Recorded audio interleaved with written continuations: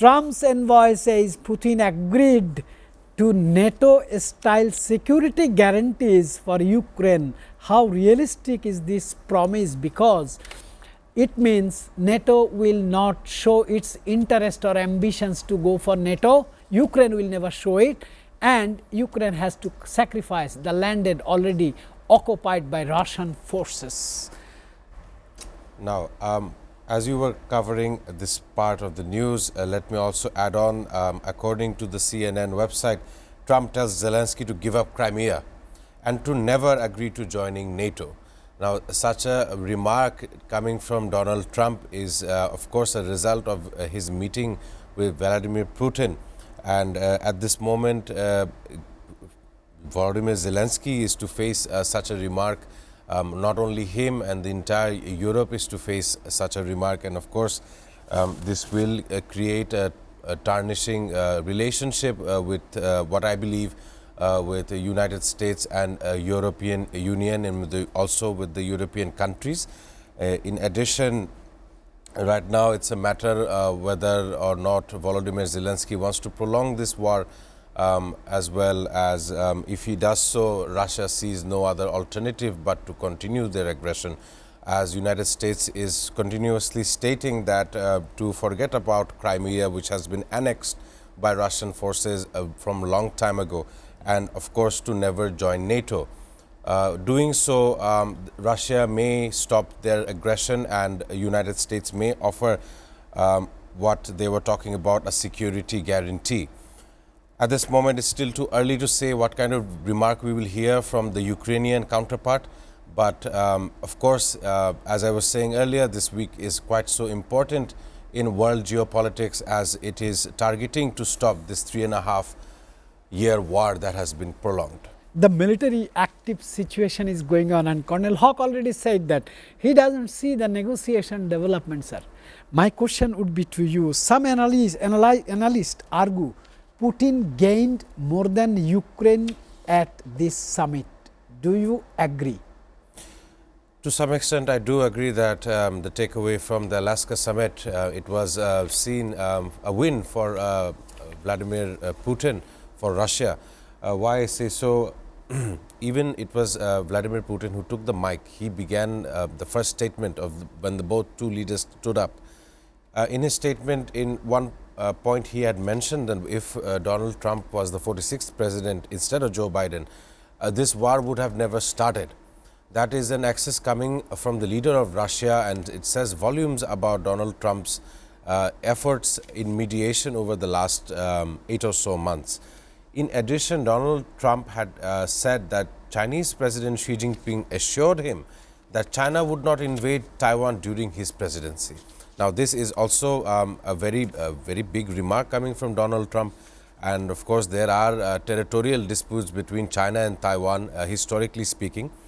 But to my understanding, it is Vladimir Putin's win on this part. Steve Witkoff was saying that there are 5 regions in eastern Ukraine. He was referring to Crimea, Donetsk, Kherson, Luhansk, and Zaporizhia. These are the regions that on eastern Ukraine that Russia has invaded, and Russia is setting to make concessions on this territory, given that Ukraine do not ever join NATO and forget about Crimea. Of course, these are all strategic alignments for the days to come, and whether or not it's now a very big decision making time for Ukraine and Volodymyr Zelensky.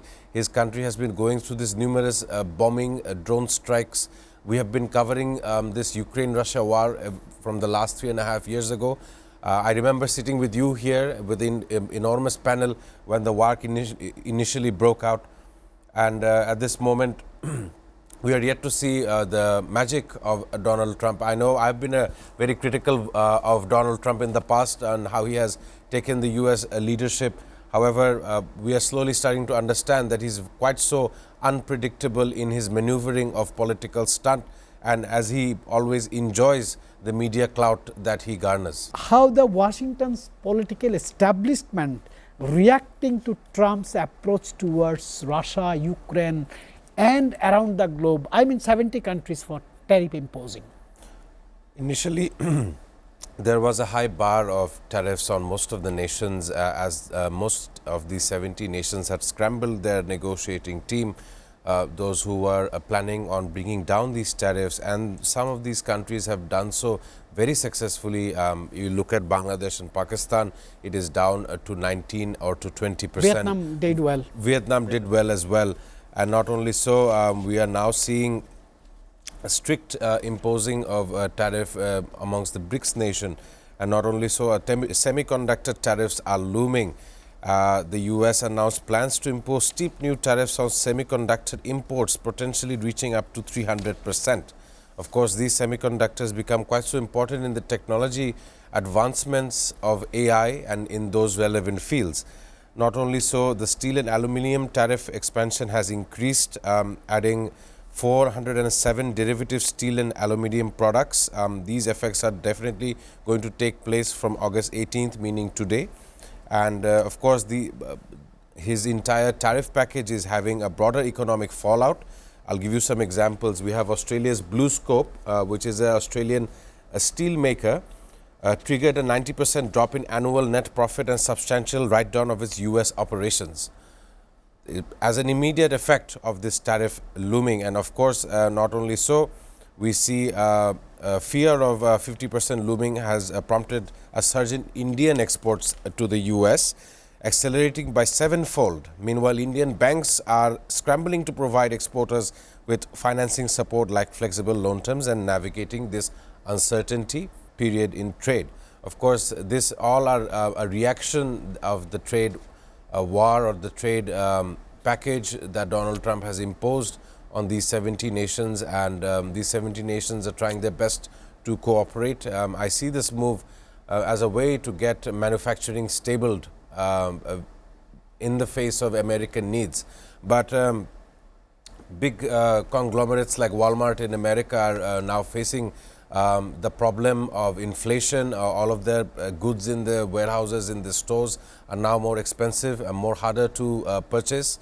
Definitely has an effect on the American households. It will definitely have an effect on the minimum wage of America. That must also increase with the inflation that's looming. Sir, we are running out of time, but I have a very small question to you. Answer would be very small because, Colonel Hawk was telling me during the break that most unpredictable person is Donald Trump. But we see in the history, Putin is also unpredictable. And there is one man, I say one man, but his name is Xi, he is Xi Jinping, he is also very unpredictable. Do you think Xi Jinping is taking all the advantages from the conflict with the West and Russia? Well, I'll make my answer very short. Premier Xi Jinping is a man who is waiting, a man who is very patient, a man who is trying to understand where China fits in the entire global world order.